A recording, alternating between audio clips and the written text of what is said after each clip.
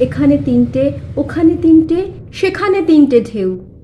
এই তল্লাটে তারা ছাড়া আর মনীষী নেই কেউ। হাড়ে রেড়ে চিৎকার শুনে সব্বাই পগার পার। কেবল একটা হাবাগোবা ছেলে, নাম ভুলে গেছে তার। তার দু চোখের দৃষ্টি কেমন স্বপ্নের মতো নীল।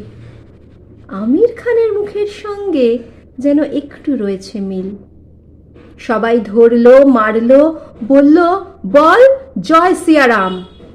ছেলেটা বলল, না, রবীন্দ্রনাথ আর নজরুল ইসলাম।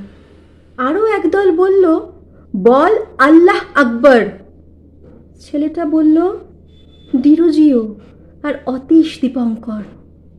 সবাই ধরলো, মারলো, বলল, বল কোনখানে তোর ঘর, কোন বংশে তোর ঘর, কোন রক্তে তোর ঘর।